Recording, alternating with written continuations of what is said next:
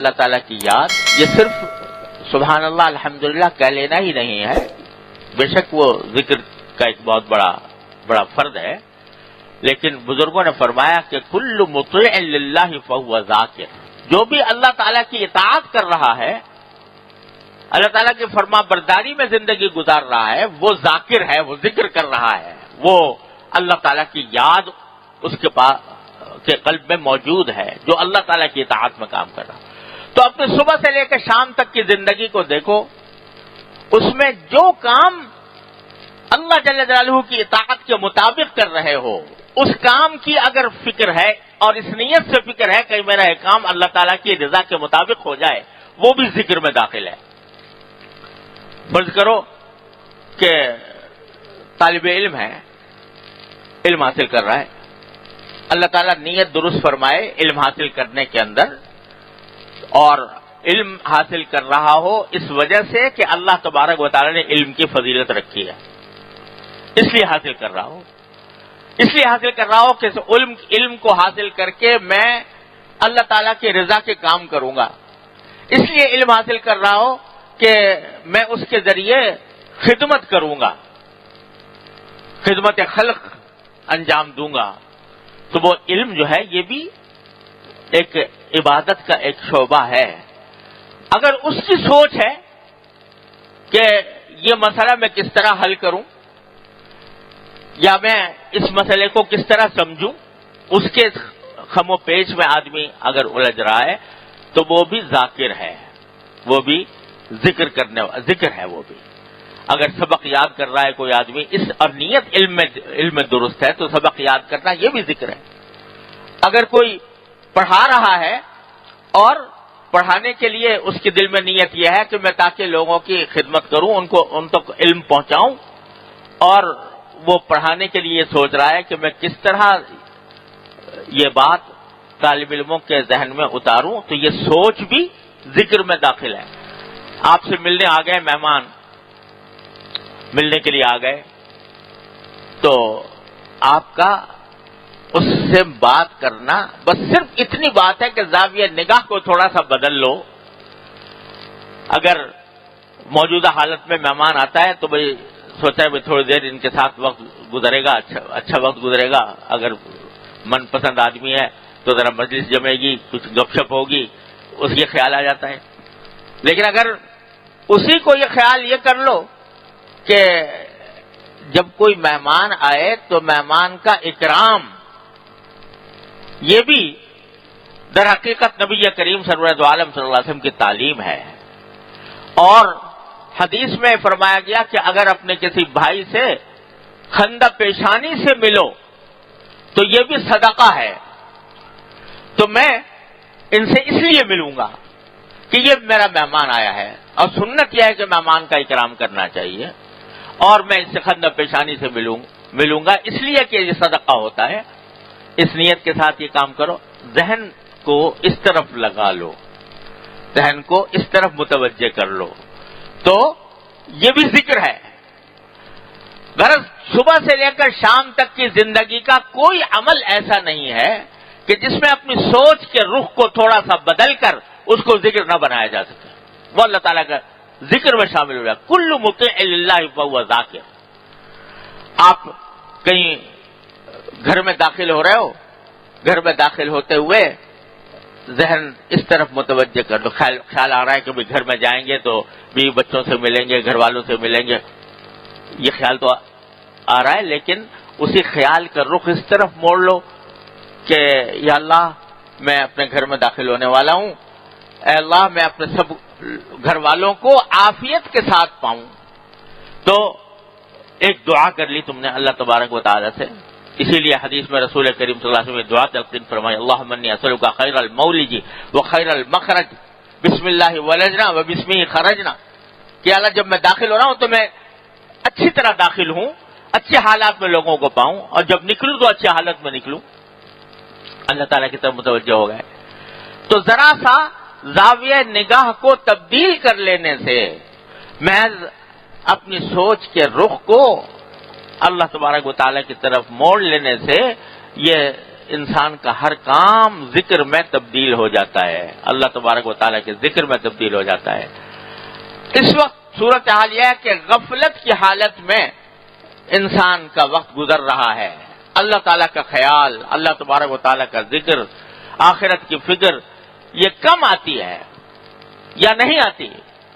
اور اگر مشق کر کر کے آدمی اپنا اس طرح اپنا نظام بنا لے کہ ہر موقع پر اللہ جل جلالہ اور اللہ کے رسول صلی اللہ علیہ وسلم کے احکام کی طرف توجہ کر لے، کھانا سامنے آئے تو کھانے کو اس نیت سے اور اس سوچ کے ساتھ کھائے کہ یہ اللہ تعالیٰ کی نعمت ہے، اس کو میں شکر ادا کر کے کھاؤں گا، تو یہ بھی ذکر ہے۔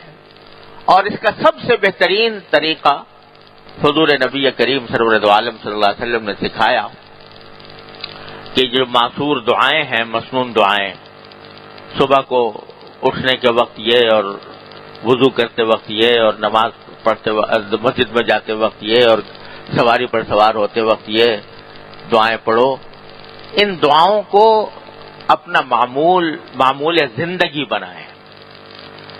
اور جو حضرات عربی نہیں جانتے تو وہ ایک مرتبہ یہ کام کریں، انشاءاللہ اس کا بڑا فائدہ ہوگا، کہ جو مسنون دعاؤں کی کتابیں چھپی ہوئی ہیں ان دعاؤں کے ترجمے بھی چھپے ہوئے ہیں، تو ایک مرتبہ اس کا مطالعہ کریں، ترجمے کا، کہ کیا دعا مانگی نبی کریم صلی اللہ علیہ وسلم نے، کس وقت کیا دعا مانگی۔ اس سے ذہن کھلے گا کہ اللہ تبارک و تعالیٰ سے کیا مانگنا چاہیے، اور کس نیت سے اور کس خیال سے آدمی کو کیا کام کرنا چاہیے۔ کوئی زندگی کا کوئی گوشہ سرکار دو عالم صلی اللہ علیہ وسلم نے چھوڑا نہیں جس میں یہ دعائیں سکھائی نہ ہوں، صبح سے لے کے شام تک کی زندگی میں۔ اگر آدمی اس کی پابندی کر لے تو یہ ذکر اس کے دل میں انشاءاللہ سما جائے گا، اور یہ عادت پڑے گی کہ جس وقت جو کام کر رہا ہوں اس کے اندر تصور اللہ جل جلالہ کی طرف بنے۔ پریشانیاں آتی ہیں انسان کو، آج کون انسان ایسا ہے کہ جس کو کوئی نہ کوئی پریشانی لاحق نہ ہو، ہر طرح کے افکار میں، کوئی کسی فکر میں مبتلا ہے، کوئی کسی فکر میں مبتلا۔ اب ایک تو شکل یہ ہے کہ آدمی اس فکر کو لے کے بیٹھ جائے اور اپنے آپ کو ہاتھ پر ہاتھ رکھ کر بے عمل بنا لے، اس سے کچھ فائدہ نہ دنیا کا نہ آخرت کا۔ لیکن دوسری شکل یہ ہے کہ اس پریشانی کو اپنے اللہ تعالیٰ کی بارگاہ میں پیش کرتا رہے، یا اللہ یہ پریشانی ہے اپنے فضل و کرم سے دور فرما دے، یا اللہ یہ تکلیف ہے اس کو اپنے فضل و کرم سے دور فرما دے۔ اور اس پریشانی کو دور کرنے کے لیے جو ظاہری اسباب ہیں وہ اختیار کرے، تو اختیار کرتے وقت بھی نگاہ اللہ تعالیٰ کی طرف ہوگی، یا اللہ یہ سبب تو اختیار کر رہا ہوں، مگر اصل میں اس کو کامیابی تک پہنچانے والے آپ ہیں، آپ اپنے فضل و کرم سے۔ بے روزگار آدمی ہے، روزگار تلاش کر رہا ہے، تو ایک تو یہ نیت رکھے کہ میں اس غرض سے تلاش کر رہا ہوں کہ نبی کریم سرور دو عالم صلی اللہ علیہ وسلم نے اس کو فریضہ قرار دیا اور حلال کی طلب کو فریضہ قرار دیا۔ اور دوسرے جو کوشش کر رہا ہوں، اے اللہ اس کوشش میں تاثیر پیدا کرنا وہ صرف آپ کا کام ہے، اپنے فضل و کرم سے وہ تاثیر پیدا فرما دیجیے۔ اگر ویسے ہی غم میں بیٹھا رہا، حسرت میں بیٹھا رہا، تو نہ دنیا ملے گی نہ دین ملے گی۔ لیکن یہ کام کرے گا تو انشاءاللہ کامیابی بھی ہوگی، کبھی نہ کبھی اس کوشش میں اللہ تعالیٰ تاثیر ڈالیں گے، اور ساتھ ہی اس کے اوپر ذکر کا ثواب ملے گا انشاءاللہ تعالیٰ، کہ اللہ تعالیٰ کو اس نے یاد کیا اور اپنی تدبیر پر بھروسہ کرنے کے بجائے اللہ جل جلالہ کی کہ تاثیر کے اوپر بھروسہ کیا کہ وہ تاثیر پیدا کرنے والے۔ بیماری آ گئی تو بیماری جو ہے یہ بھی اللہ تعالیٰ کی مشیت سے ہے، بے شک علاج کرے، لیکن ساتھ ہی اللہ تبارک و تعالیٰ کی بارگاہ کی طرف متوجہ ہو کہ یا اللہ یہ دوا تو کر رہا ہوں، لیکن اس میں تاثیر پیدا کرنا وہ آپ کا کام ہے، اپنے فضل و کرم سے اپنے رحمت سے وہ تاثیر پیدا فرما دی۔ غرض جو پریشانی بھی لاحق ہو، جو فکر بھی لاحق ہو اس کو غفلت کا ذریعہ بنانے کے بجائے اس کو اللہ تبارک و تعالیٰ کی یاد کا ذریعہ بنا دیا. نقصان ہو گیا، کوئی پریشانی نقصان ہونے کی، تو اس کو بھی یا اللہ یہ نقصان ہو گیا، اپنی رحمت سے اس کی تلافی فرما دیجیے. بہادر شاہ ظفر مرحوم نے کہا کہ یہ کہاں کا فسان ہے سود و زیاں، جو گیا سو گیا، جو ملا سو ملا. یہ کہاں کا فسان ہے سود و زیاں، جو گیا سو گیا، جو ملا سو ملا. کہو دل سے کہ فرصت عمر ہے کم، جو دلا تو خدا ہی کی یاد دلا. عمر کی فرصت کم ہے، ارے کیا آ گیا کیا چلا گیا، دنیا تو اسی کا نام ہے. کبھی کوئی چیز کبھی آ جاتا ہے، کبھی چلا جاتا ہے. آنی جانی ہے، دولت بھی آنی جانی ہے، راحت بھی آنی جانی ہے، لذت بھی آنی جانی ہے. کوئی چیز قائم رہنے والی نہیں ہے. نہ خوشی ہمیشہ قائم رہتی ہے، نہ غم ہمیشہ قائم رہتا ہے. یہ سب آنی جانی چیزیں ہیں. تو کہو دل سے کہ فرصت عمر ہے کم، جو دلا تو خدا ہی کی یاد دلا. اب زندگی گزر رہی ہے تو اس کو اپنے اللہ تبارک و تعالیٰ کی یاد میں صرف کر لو. اور جیسا کہ میں نے پہلے بھی عرض کیا تھا کہ مشق کرنے سے یہ بات بھی حاصل ہو جاتی ہے کہ کچھ جملے آدمی دل ہی دل میں اللہ تعالیٰ سے کہنے کی عادت ڈال لے. کچھ فکرے وہ جیسے کہ مثلاً یا اللہ میرے گناہوں کو معاف فرما دے، یا اللہ میرے سارے کام بنا دے، یا اللہ میرے اعمال و اخلاق کی اصلاح فرما دے، یا اللہ مجھے جنت عطا فرما دے. دعا، مختلف دعاؤں کے کلمات، یہ ان کو بار بار دل سے کہنے کی عادت ڈال لے. نبی کریم صلی اللہ علیہ وسلم نے ارشاد فرمایا کہ دو کلمے ایسے ہیں کہ حبیبتان الی الرحمن، وہ رحمان کو محبوب ہیں، اور خفیفتان علی اللسان، زبان پر بہت ہلکے ہیں، یعنی آسانی سے ادا ہو جاتے ہیں. ثقیلتان فی المیزان، اور میزان عمل میں ان کا وزن بہت ہے، وزندار ہے میزان عمل. تین صفتیں بیان فرمائی. ایک یہ رحمان کو محبوب. رحمان باری تعالیٰ کی صفت بھی ہے، اسماء حسنہ میں سے بھی ہے. معنی ہے بہت، جس کی رحمت بہت عام ہو اس کو رحمان کہتے ہیں. تو جب کوئی کلمہ ان کو محبوب ہوگا تو اس کا مطلب یہ کہ ان کی صفت رحمت کا مظاہرہ اس محبوب کے اوپر ہوگا. تو بہت رحمت کی کا مظاہرہ ہوگا جو اس شخص پر جو یہ کلمے پڑھے. اور زبان پر ہلکے ہیں، یعنی کوئی دقت نہیں پڑھنے میں، لیکن میزان عمل میں وزن بہت ہے. اور وہ کیا کلمہ ہے؟ سبحان اللہ و بحمدہ سبحان اللہ العظیم. سبحان اللہ و بحمدہ سبحان اللہ العظیم.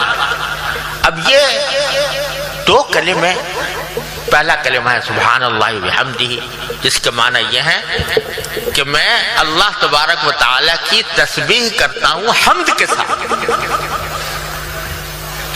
تسبیح کے کیا معنی ہوتے ہیں؟ تسبیح کے معنی سبحان اللہ. جب ہم یہ کہتے ہیں سبحان اللہ تو معنی اس کے یہ ہوتا ہے کہ اللہ، ہم اس بات کا اعلان اور اس بات کا عقیدہ ظاہر کرتے ہیں کہ اللہ جل جلالہ ہر عیب سے پاک ہے. یہ تنزیہ ہے. یہ ایسی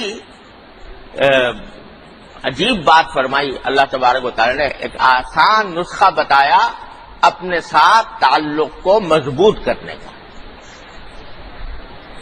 مولانا رومی رحمۃ اللہ علیہ، جن کی مثنوی مشہور ہے، وہ ایک جگہ انہوں نے فرمایا کہ دیکھو کبھی تم نے چھوٹے سے بچے کو دیکھا ہو.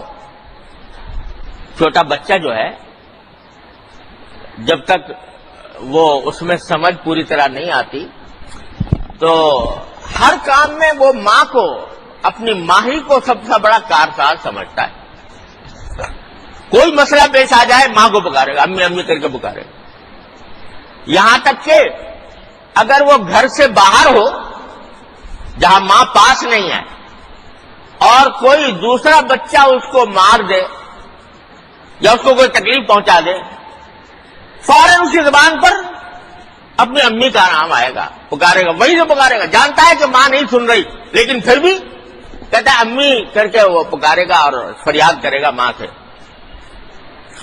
تو مولانا رومی فرماتے ہیں کہ اب ماں تو ہر جگہ نہیں دیکھتی, ہر جگہ نہیں ہوتی, اس کے باوجود بچہ ماں کو پکارتا ہے.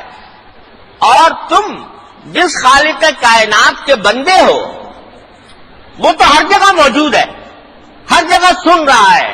اس نے کہا انہ کان سمیعا بصیرا, اللہ تعالیٰ ہر چیز سن بھی رہے ہیں, دیکھ بھی رہے ہیں.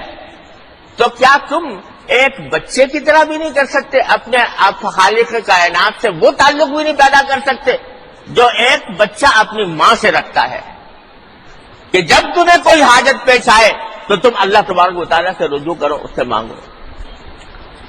تو بزرگوں نے فرمایا کہ آدمی جب دنیا میں زندگی گزارتا ہے تو کوئی لمحہ ایسا نہیں ہے جس میں اس کو کوئی نہ کوئی حاجت نہ ہو. وہ ساری حاجتیں وہ اللہ تبارک و تعالیٰ کی بارگاہ میں پیش کرتا رہے اور رٹ لگائے رکھے مانگنے کی. ابھی آپ نکلے مسجد میں آئے اور گرمی لگ رہی ہے تو اللہ میاں سے کہو یا اللہ گرمی لگ رہی ہے, گرمی کی شدت کو دور فرما دیجیے. باہر نکلے گھر جانا ہے, کوئی سواری کی تلاش ہے, یا اللہ مجھے سواری دلوا دیجیے. اچھا